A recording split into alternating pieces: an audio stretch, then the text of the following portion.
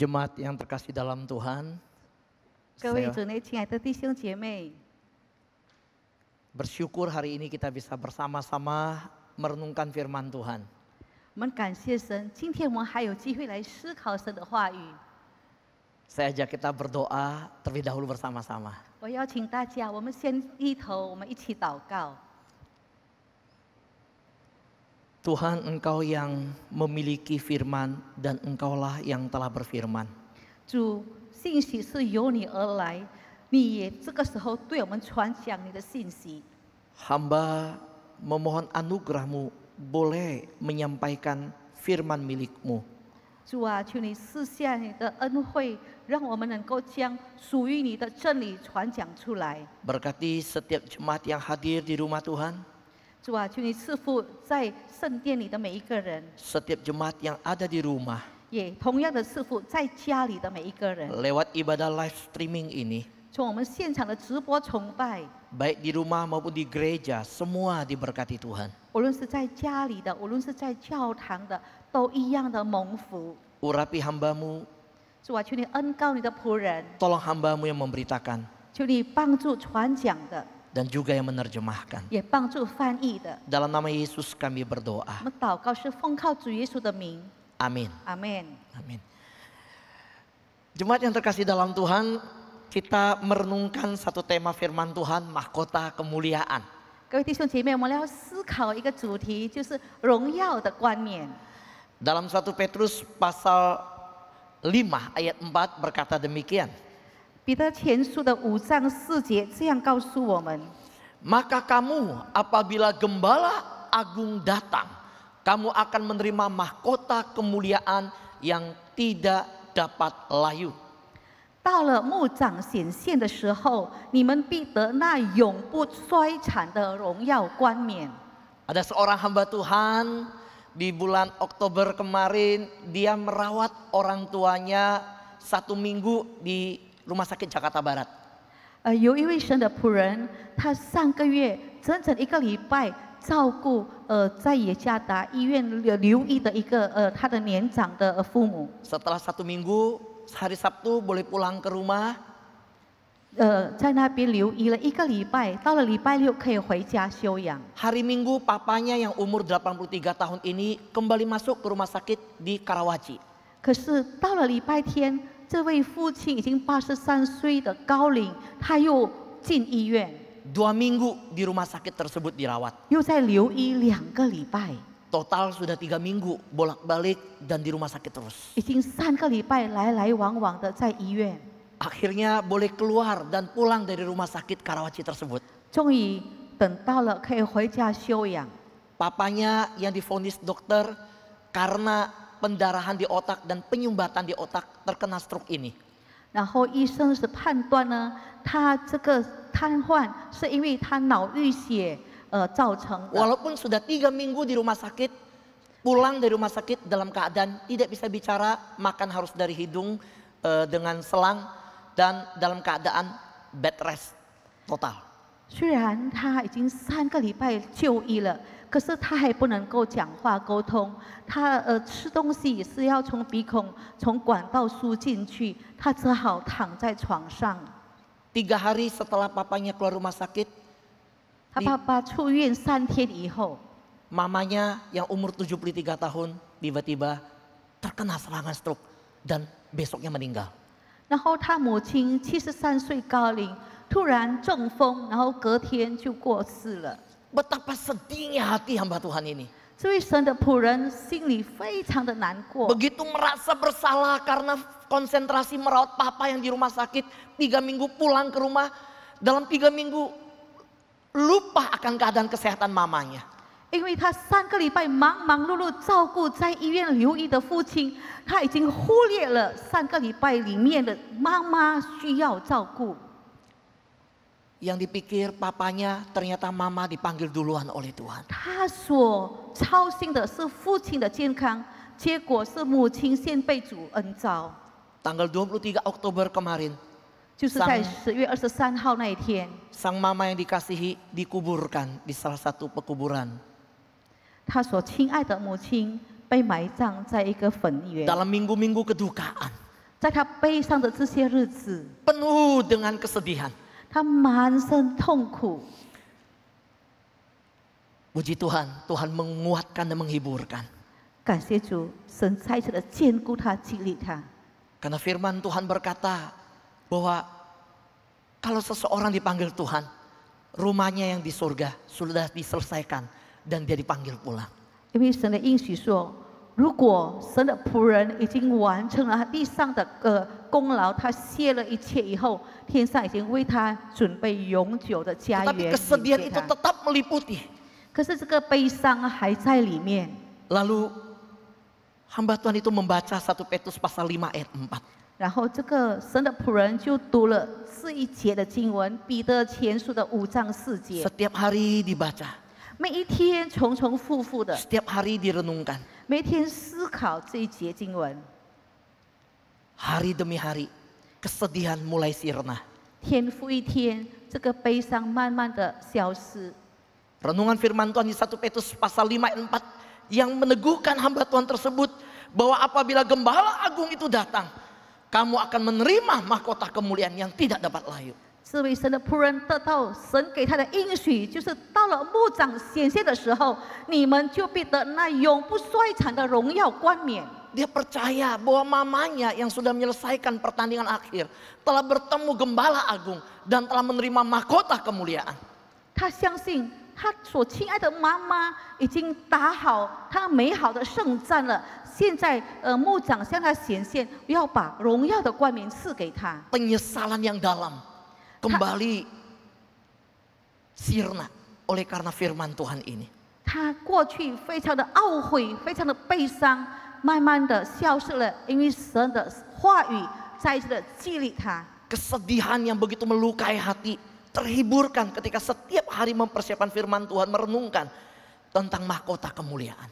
他因为在准备荣耀冠冕这个奖章的时候，他心里面的忧伤、悲痛，慢慢的、渐渐的消失。 Jemaat yang terkasih yang hari ini di rumah mengikuti live streaming dan jemaat di gereja. 各位亲爱的弟兄姐妹，无论你是在家里参加现场直播的崇拜，或者在教会一起崇拜的， Tanggal 23 Oktober ketika ibu ini dikuburkan adalah hari ulang tahun saya 23 Oktober.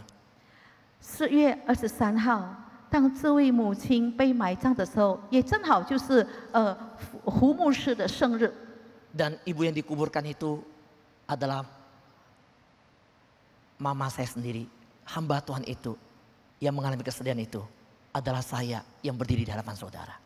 被埋葬的这位妈妈，就是我的亲生母亲。那位忧伤的牧师，就是我本人。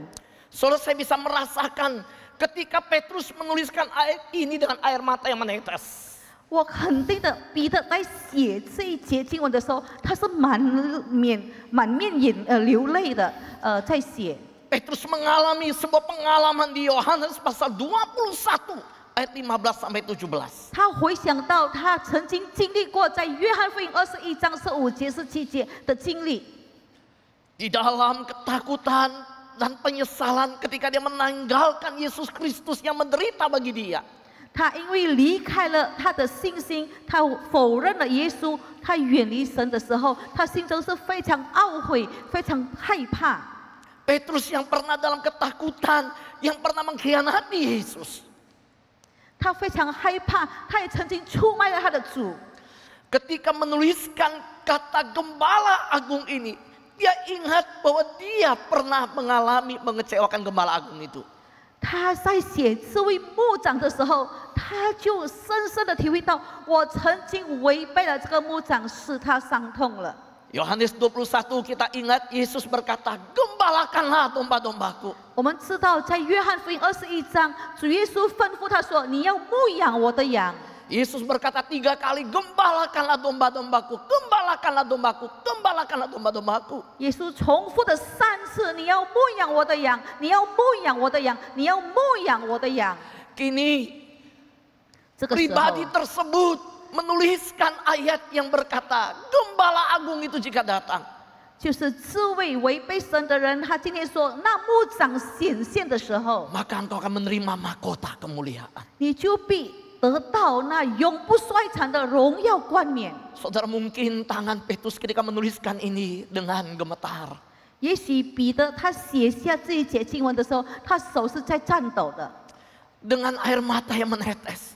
他的眼泪不断的汪汪的流下， Karena dia tahu dia pernah memperlakukan gembala agung ini dengan tidak baik. 因为他知道他已经违背了这位牧长。 Apakah pantas aku menerima mahkota kemuliaan? 其实他会自责说：难道我还配得这个荣耀冠冕吗？ Petrus tahu gembala agung inilah yang telah menyerahkan nyawanya bagi domba-dombanya. 他知道，就是这位好牧人，他为他牺牲舍命。 Tetapi Petrus yang menuliskan kalimat itu bukan lagi Petrus yang hidupnya di dalam penyangkalan yang dulu. 因为彼得这个时候他写这个经文的时候，他不是过去否认耶稣的那一位彼得了， Tapi seorang Petrus yang telah memiliki pengharapan di hadapan matanya. 他是有盼望以后肯定会站在主的台前。 Saudara, firman Tuhan di 1 Korintus pasal 9 ayat 25 berkata demikian. 在神的话语在哥林多前书的9章25节是这样的告诉我们： Tiap-tiap orang yang turut mengambil bagian dalam pertandingan menguasai dirinya dalam segala hal. Mereka berbuat demikian untuk memperoleh suatu mahkota yang fana, tetapi kita untuk memperoleh suatu mahkota yang abadi. 哥林多前书9章25节这样告诉我们：凡焦虑争胜的，诸事都有节制，他们不过是要得能坏的冠冕，我们却是要得不能坏的冠冕。 Ayat ini berbicara tentang hidup dalam pertandingan. 这里告诉我们是在征战得胜的时候， Baik Petrus maupun Paulus menyadari bahwa upah mahkota mulia tersedia bagi mereka yang hidup dalam keadaan berjaga-jaga. 保罗也好，彼得也好，他们深信这个荣耀的冠冕是预备给那些战战兢兢为主工作的人。 Menguasai diri dalam segala hal. 他就要凡事节制的人， Hidup seperti dalam kapal perang. 就是好像在军舰的那个紧张、战战兢兢的心态。 Selalu di layar saudara yang di rumah yang mengikuti dari YouTube live streaming bisa melihat kapal perang yang sedang meletuskan senjata. 你们可以从家里聚会的看荧幕上，这个军舰它在放炮的时候， Orang yang hidup dalam kapal perang selalu siap sedia. 因为在军舰的每一个人，他们是已经预备好的、戒备好的， Selalu waspada. 他们时时非常谨慎， Menguasai diri dalam segala hal. 他们在凡事上已经很节制的， Siap sedia terhadap serangan musuh. 他们齐全的戒备要反攻敌人。 Berjaga-jaga sekalipun dalam keadaan tertidur. 他们虽然还在那边困倦的时候，还是要警醒。 Itulah hidup yang dalam pertandingan. 这就是活在一个征战、一个比赛的心情。 Petrus sadar juga bahwa iblis itu seperti singa yang mengaum-ngaum. 彼得也深深知道，魔鬼就像吼叫的狮子。 Petrus menyadari hidupnya pernah lalai. 彼得深知道他曾经错过了。 Baik Petrus maupun Paulus menyadari kehidupan menuju kepada mahkota kemuliaan adalah sebuah kehidupan seperti dalam pertandingan. 所以彼得也好，保罗也好，他们知道他们的生活就是一个战场，就是为了要得到荣耀的冠冕。 Hidup bukan hanya dalam pertandingan, tapi hidup itu adalah pertandingan. 我们不单单活在一个征战当中，活着就是一个征战。 2 Timotius pasal 4 ayat 5 dan 7 berkata demikian. 提摩太后书的4章5节跟7节这样告诉我们： Tetapi kuasailah dirimu dalam segala hal. 你们要凡事谨慎， Sabarlah menderita. 要忍受苦难， Lakukan pekerjaan pemberitaan Injil. 把传道的功夫做好， Dan tunaikanlah tugas pelayananmu. 尽你的职分。 Paulus berkata sekali lagi, aku telah mengakhiri pertandingan yang baik. 保罗再次的强调说：“那美好的仗我已 Aku 经 telah 打过了， mencapai garis akhir dan aku telah memelihara iman. 当跑的路我已经跑尽了，所信的道我已经守住了。” Saudara yang terkasih dalam Tuhan, 各位亲爱的弟兄姐妹， Hari ini kita diingatkan tentang mahkota mulia yang disediakan oleh Tuhan. 我们今天再次的被提醒，神已经为我们预备了荣耀的冠冕。 Bagi orang yang menyadari hidup ini seperti dalam pertandingan. 如果你已经知道这个生活就是一个战场的话， Dan bahkan hidup ini adalah pertandingan. 你明明知道我们活着就是在征战。 Saudara, ayat ini berbicara apakah kita menjadi pelayan atau penonton dalam hidup ini. 所以这句话就让我们分明，我们到底是一个观众呢，或者我们就是演员。 Kalau saya bertanya yang di gereja juga yang di rumah. 我们在座的、在教堂的，或者在家里的每一位， Bagaimana kita dapat mencapai garis akhir? 我们如何能够跑到我们终点线呢？ Saudara, bergantung pada cara kita memandang diri sendiri. 这就要看我们如何看自己的身份。 Sebagai atlet yang harus bertanding, 如果你是一个 terus 运动员， memotivasi diri, 你要去比赛的运动员，你 berjuang 不断的鼓励自己 atau 奋斗， penonton yang hanya duduk santai. 或者你是一个观众，你就在那边闲着。 Saudara, saya ketika di pemakaman San Diego, ketika mama saya dimakamkan di hari ulang tahun saya persis. 就是刚好在我生日的那一天，我埋葬了我的母亲的时候， Saya berkata bahwa rumah mama saya sudah selesai di sana. 我就对我自己说，我妈妈的家，永远的家已经为她预备好了。 Walaupun hati saya serasa nggak rela. 虽然我的心很不甘愿， Saudara, saya begitu nggak siap ketika ditinggalkan oleh mama saya. 妈妈离开我，我那时候还没有做好心理准备。 Tapi saya belajar satu hal dari kehidupan mama saya. 可是我从母亲的生活上，我学习到一件事情： Mama saya hidupnya bukan sebagai penonton. 我妈妈的生活不是一个观众的生活。 Semua anak, menantu dan cucu menyaksikan bagaimana mama saya adalah seorang pelayan yang luar biasa. 因为她的儿女们、她的媳妇、孙儿女们都能够看到我妈妈的生活是一个服侍主的人。 Bagi mereka, nenek, ketika cucu-cucunya bersaksi, nenek kami adalah seorang yang sangat melayani. 那孙子们就说，我们的奶奶是非常热心侍奉的人， Sangat peduli kepada sesama. 非常关心周围的人， Selalu mendoakan anak, menantu dan cucu. 常常为他的媳妇、为他的孙儿女们都祷告。 Saudara, kalau minggu pagi, mama saya udah mandi pakai baju rapi. 如果礼拜天早早他就洗好了澡，然后就穿好衣服，很整齐的在等待了。 Mama saya mengikuti live streaming dari gereja. Itu duduk baju udah rapi. Dia bukan nonton ibadah. Dia ikut ibadah. 他早早就穿得很整齐的，虽然是参加现场直播崇拜，他不是在那边当观众的参加，可是他是参与在里面。 Dia buka buku, dia pegang bolpen, dia catat khotbah yang dia dengar. 他把他的笔记本打开，他手拿着笔，所做的每件事情他都记录下来。 Seperti hari ini, setiap minggu saya kan ke rumah mama, dia akan cerita ke saya, tadi saya dengar khotbah pendeta ini. 然后，如果像现在我礼拜天会到他家的时候，他就有说，刚才那位牧师所讲的，我都把它记下来。 Dia bukan penonton. Sebelum duduk di depan TV, dia mandi, dia pakai baju persis seperti ke gereja.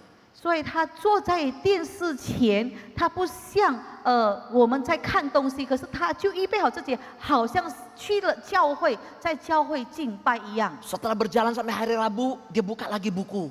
到了礼拜三，他就把他的笔记本又再打开。 Dia ingat lagi, kalau dia lupa khotbah pendeta ayatnya mana, dia baca ulang. 如果他忘了那时候礼拜天牧师讲的经文是在那里，他就翻开圣经再重复一遍。 Saudara, hidup mama saya bukan hidup seperti di kapal pesiar. 所以我妈妈的生命不像在游艇的那个生命。 Hari ini banyak orang Kristen hidup seperti di kapal pesiar, bukan kapal perang. 今天多少基督徒的生命就是活在游艇的生命当中，不是活在经卷的生命当中。 Sudah tahu orang di kapal pesiar, itu hidupnya cuma dilayani. 因为我们知道，在游艇里面的人，就是需要人家服侍他的人。 Nggak peduli apapun yang terjadi di luar sana. 他不管外面发生什么事， Rasanya semua pasti aman, pasti lancar. 他会觉得说，我们这平稳的。 Oh, di kapal pesiar yang dilakukan kalau bisa nikmatin hari demi hari. Nikmatin semua pelayanan, nikmatin semua fasilitas. 因为在游艇里面，你一天比一天的，就是尽量的享受一切的设备、一切的招待。 Oh, orang di kapal pesiar tidak pernah sadar apapun yang terjadi di luar. Yang dia sadar adalah tubuh ini kalau bisa dimanjakan. 他在游艇里面的人，他不会关心到外面的风浪，他只关心到我这个人要得到非常的安逸。 Saudara yang terkasihan Tuhan, mari ingat perkataan Petrus dan Paulus tadi. 所以弟兄姐妹们，我们来时时的记住彼得和保罗所讲的。 Gembala agung itu akan datang. 我们的牧长要显现。 Kita hidup saat ini dalam keadaan yang boleh dikatakan nggak ada kepastian di depan. 我们知道，我们现在活在一个前面渺茫、不稳定的时代。 Tadi ngobrol dengan hamba Tuhan gembala saudara, rencana Desember mau buka ibadah, jemaat sudah bisa datang. Tetapi lihat kondisi. 刚才我跟麦牧师、你们的主任牧师聊天的时候，他说我们很希望12月份我们就会开门，让大家到教会来崇拜。可是我们要看情况的进展。 Mundur lagi ke Januari baru bisa jemaat hadir.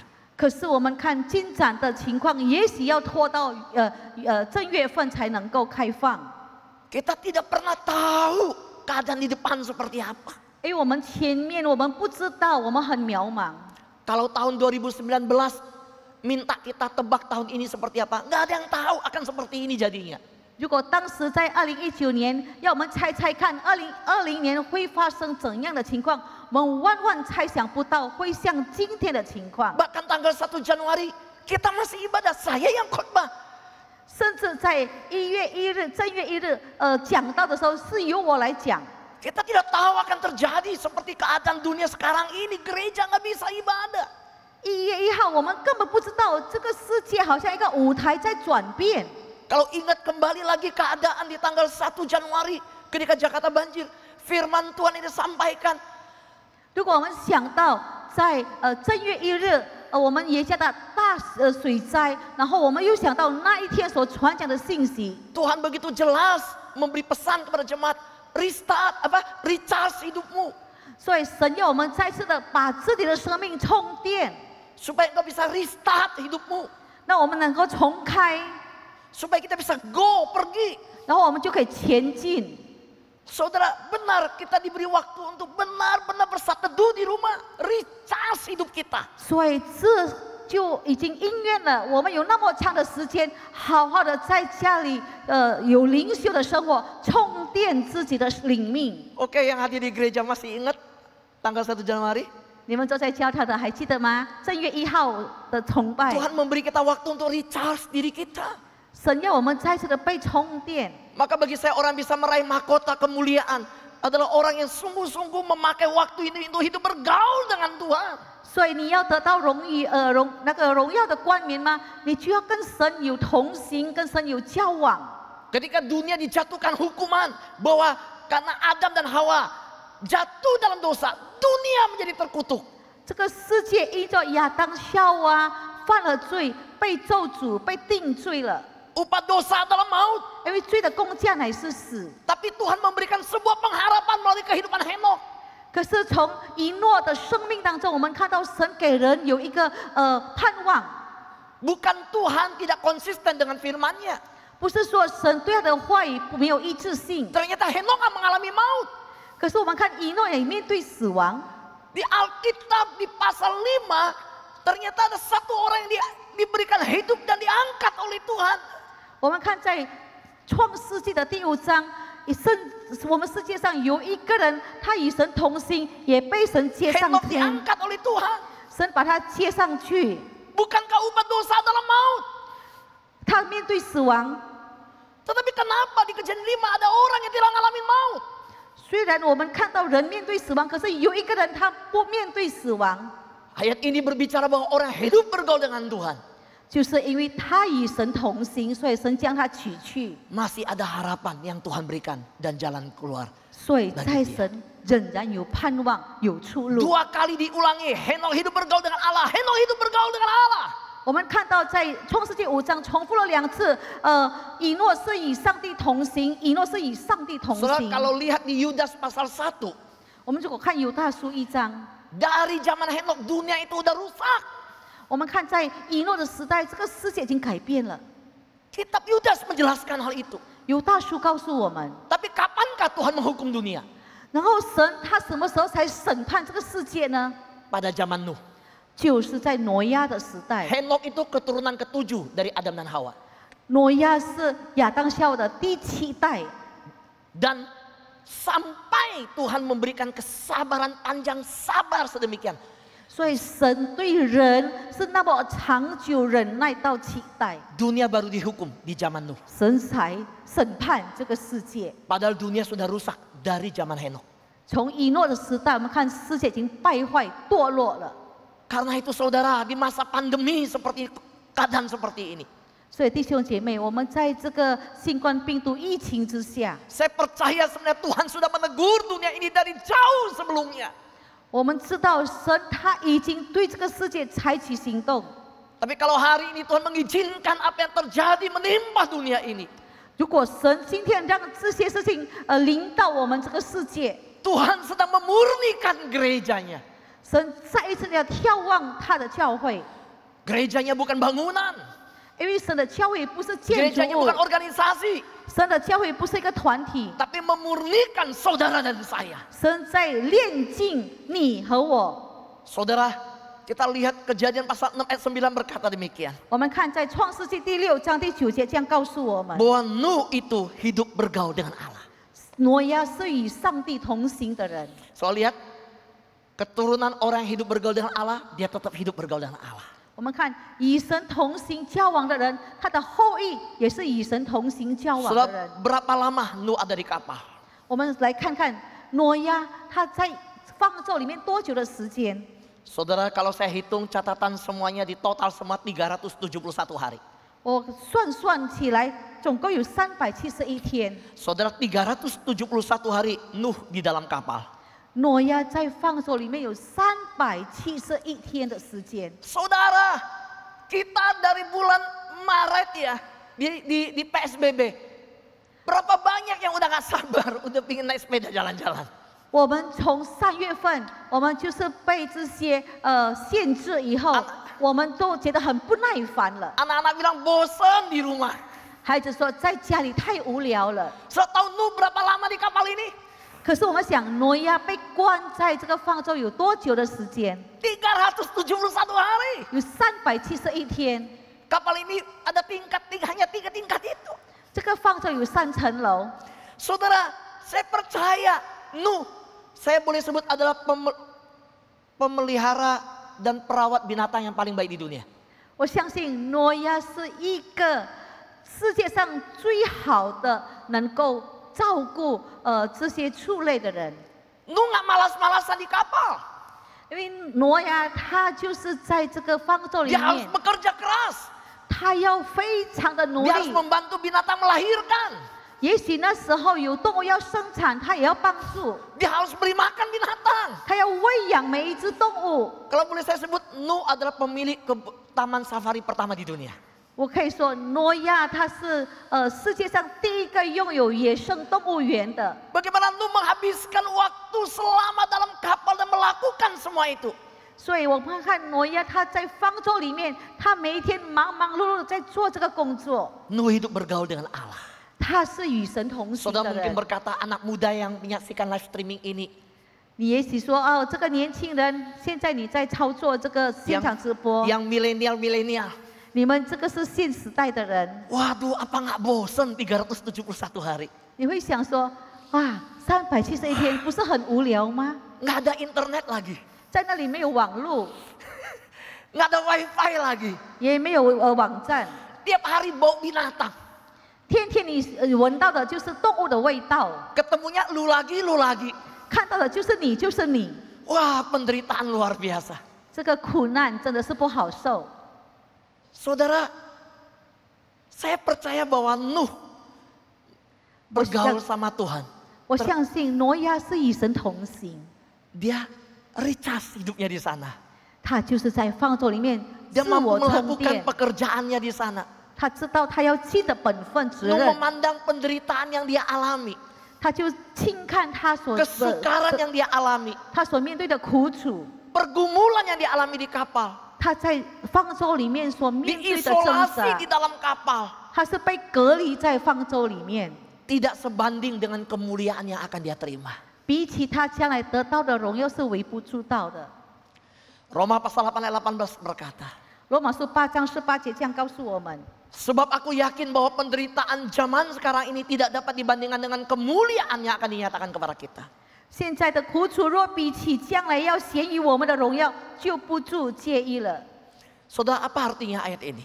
这经文是告诉我们什么呢？ So, ayat ini berbicara bahwa semua penderitaan zaman ini, 就是告诉我们这个时代给我们所受的苦难， pandemi ini, 这个疫情， penyakit COVID, 我们看到新冠病毒， kengerian kabar yang ada, 我们看到这个方舟所面对的 kesengsaraan, kekecewaan, 苦难、失望， soal kesedihan yang kita alami, kesusahan, 我们的忧伤、我们的痛苦， kita harus dianggap sebagai tidak berarti dibanding dengan berkat.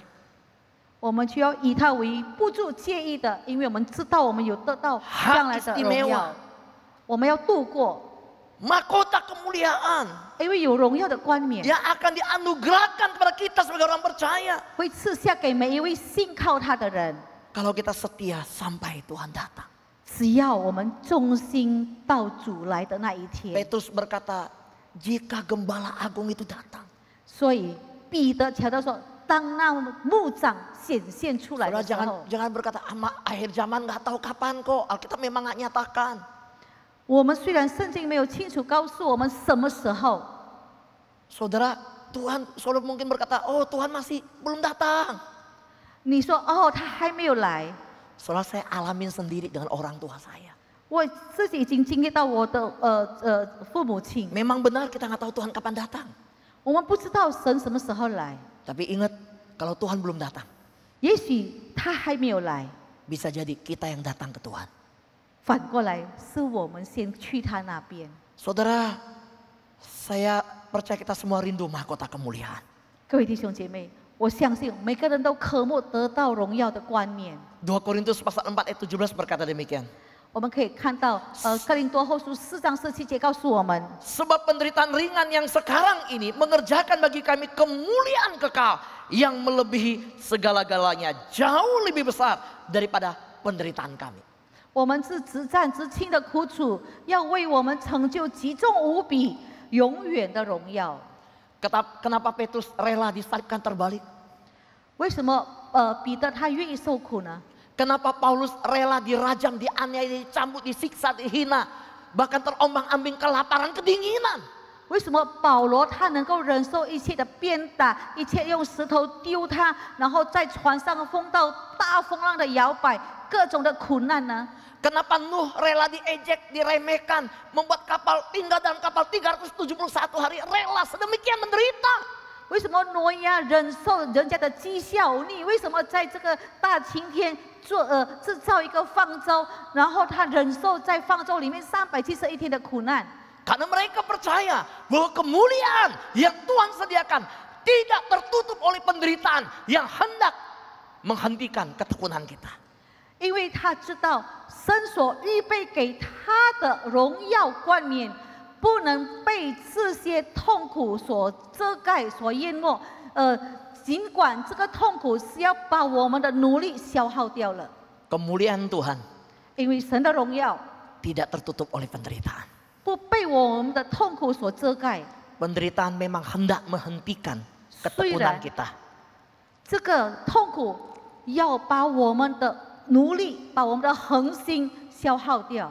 Tetapi mahkota kemuliaan akan terus membakar api dalam diri kita untuk giat mengikuti Tuhan senantiasa. 我们看到这个荣耀的冠冕，就像圣灵的火在里面眺望我们，让我们能够有一个鼓起精神来为主做下去。 Saudara, banyak anak Tuhan mengutip ayat Roma pasal 8:28.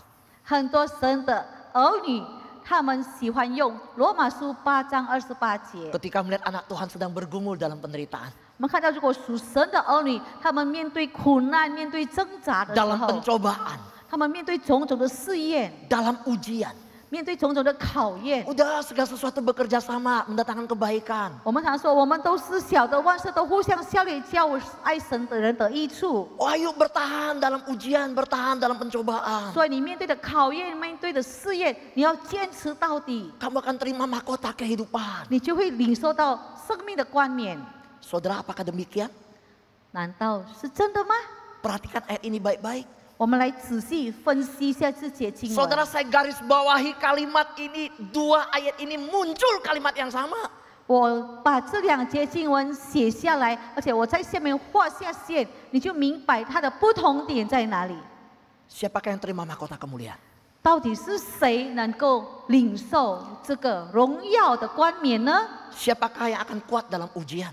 谁能够在考验当中站立的坚固呢？ Siapa yang akan mengalami kebaikan di tengah ujian, pencobaan, penderitaan? 在苦难、试验、考验当中，谁能够得到从神而来的好处呢？ Roma 8 berkata, bagi mereka yang mengasihi dia. 在罗马书8章里面告诉我们，叫爱上帝的人。 Yakobus pasal 1 berkata, kepada barang siapa yang mengasihi dia. 在雅各书的1章12节是那些爱他之人。 Saudara, saya kasih contoh bagaimana orang yang mengasihi Tuhan di tengah penderitaan. 我举个例子，在苦难中爱上帝的人是怎样的人？ Saya beri contoh yang terakhir, bagaimana orang yang merindukan mahkota kemuliaan setia di tengah penderitaan. 我给你们一个例子，就是说一个渴慕荣耀的冠冕的时候，他在苦难中至死忠心。 Tuhan panggil Abraham 神呼召了亚伯拉罕， dengan janji, aku akan memberkati engkau dengan keturunanmu banyaknya seperti bintang di langit, seperti pasir di laut. 应许他，你的后代后裔像天上的星，像海边的沙，那么多。 Kalau diberi janji sedemikian, istri yang diberikan harusnya subur atau mandul. 如果神应许了亚伯拉罕有那么多的后裔，他给亚伯拉罕的妻子是一个不怀孕的，还是能怀孕的呢？ Ayo, yang saksikan live streaming di rumah, coba senggol papa mamanya, tanya yang anak milenial, orang tua tanya anaknya. Ayo, tuh Pak Pendeta nanya, harusnya mandul atau subur kalau janjinya begitu? 你们在家里看电视参加崇拜的，赶快动一动你旁边的你爸爸妈妈或者你的妻子或者你的孩子。刚才牧师已经问了，好，你现在给我你的答案，到底是能生育的还是不能生育的呢？ Jawabannya yang subur. 应该是能生育的。 Saudara jangan senyum-senyum lihat layar. 你不要看着荧幕一直跟我微笑。 Wah, anak milenial, kok Pak Pendeta bisa lihat ya? 你说哦，这个牧师为什么会看到我呢？ Saudara, perhatikan. 我们要 Sarah 注意 subur apa mandul? 撒来他是不生育的还是生育的呢？ Kejadian pasal 11 ayat 30 berkata, Sarai itu mandul. 在创世纪的11章34节说，撒来不生育。 Soal saya nggak mengerti, kok yang dikasihkan yang begini?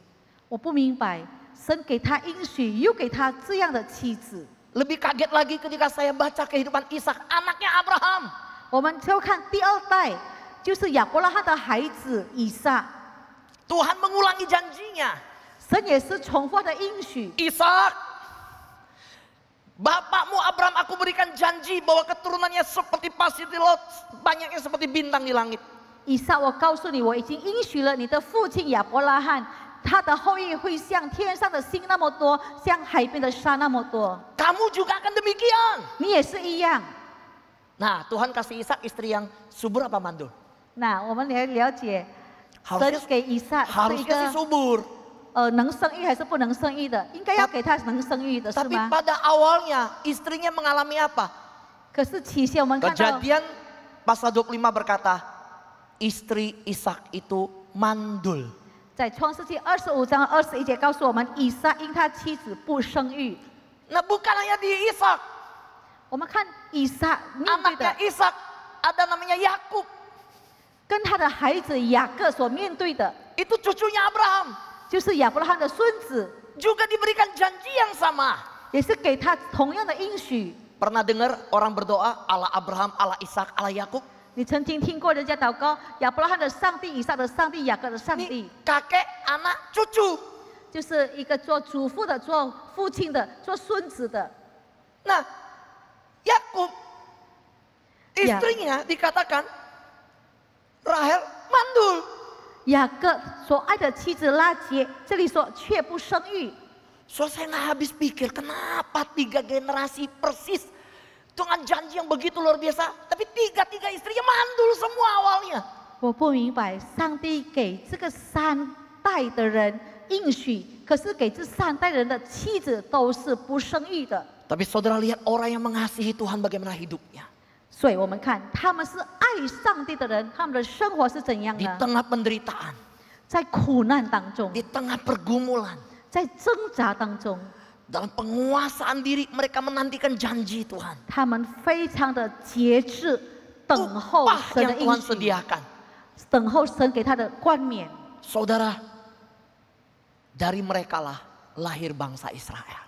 因此，从这3代，我们就看到以色列民族产生了。 So maka hari ini bangsa Israel nggak bisa sombong. 所以以色列人民不需要骄傲， Karena mereka bisa jadi seperti hari ini karena anugerah Tuhan. 因为他们明白，他们成为何等样的民族，都是靠来神的恩典。 Karena itu saudara baik yang di gereja maupun yang di rumah. 因此，无论在教会的，无论是在家里崇拜的， Kalau kita lihat bagaimana penderitaan Petrus, Paulus, Nuh, dan juga ketiga wanita ini. 如果我们看到所受的痛苦，有彼得、保罗，有挪亚，有这3位妻子， Sungguh anugerah Tuhan kalau hari ini kita diberikan janji yang begitu mulia yang namanya mahkota kemuliaan. 我们看到这些都是神的恩典，他给了我们一个应许，要给我们荣耀的冠冕。 Orang yang hidup di akhir zaman kita berkata kalau yang sungguh-sungguh akan makin sungguh-sungguh. Yang tidak sungguh-sungguh ikut Tuhan akan makin tidak sungguh-sungguh. 因为神要的就是那些恒心爱他的人。 Saudara bagian yang mana? 你是属于哪一类的呢？不爱神的还是爱神的人呢？ Yang penonton atau pelayan? 你属于那个服侍者还是那个观众呢？ Yang hidup di kapal perang atau di kapal pesiar? 你活在一个经卷战场当中的，还是活在游艇安逸当中的呢？ Biarlah kita memberi jawab kepada Tuhan hari ini. 我们自己向神回复。 Alkitab berkata, mahkota kemuliaan disediakan bagi mereka yang setia kepada Tuhan sampai mati. 因为圣经告诉我们，那个自始忠心的人有荣耀的冠冕为他们存留。 Amin. Tuhan 阿门 memberkati. 愿神赐福。 Mari kita berdoa. 我们一起祷告。 Kami sungguh tidak layak ya Tuhan. 父上帝啊，我们实在是很不配。 Kalau hari ini kami peroleh janji Tuhan tentang mahkota kemuliaan. 今天你给我们一个应许，你要给我们荣耀的冠冕。 Kami sungguh tidak layak. 我们真的感受到我们很不配领受。 Kami tahu siapa kami di dalam kehidupan yang dulu Tuhan. 因为我们知道我们过去是成为何等样的人， Seperti Petrus, kami dulu pernah menyangkal Tuhan. 我们就如彼得曾经再度的否认你， Seperti Paulus, kami dulu adalah penganiaya jemaat Tuhan. 我们就如保罗过去是逼迫你的， Tapi Tuhan tetap mengasihi kami. 可是神你仍然爱我们。 Tuhan, terima kasih. 主啊，我们感谢你。 Tolonglah kami untuk setia kepadamu senantiasa. 主啊，求你帮助我们，让我们自始忠心。 Roh Kudus, peliharakan iman kami senantiasa. 圣灵啊，求你保守我们的信心， Agar kami tekun dan setia, kerja keras senantiasa di hadapan Tuhan. Seperti Nuh. 让我们像挪亚一样的忠心到底，坚持到底。 Kalau hari-hari ini kami mengalami hal-hal yang begitu mustahil untuk keluar dari persoalan kami. 如果这些日子我们看我们的问题重重，我们不可能走出来。 Tuhan, kalau hari-hari ini jemaatmu mengalami hal-hal yang begitu berat, begitu mustahil dalam pergumulan mereka.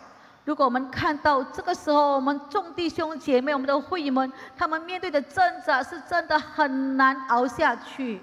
Bawalah kami mengingat akan Abraham, Ishak dan Yakub.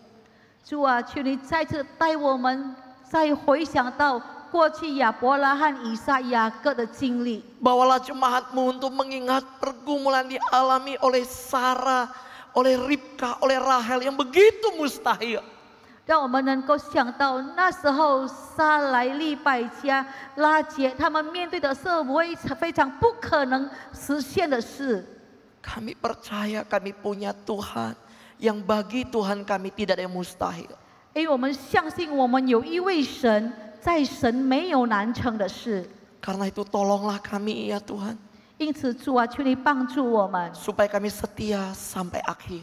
让我们能够至始忠心， menerima mahkota kemuliaan daripada Tuhan. 让我们能够领受你为我们所存留的荣耀冠冕。 Terima kasih, terima kasih. 感谢父上帝，感谢 Dalam 主。 nama Yesus kami berdoa. 我们祷告是奉靠主耶稣基督的名祈求， Amin. 阿门。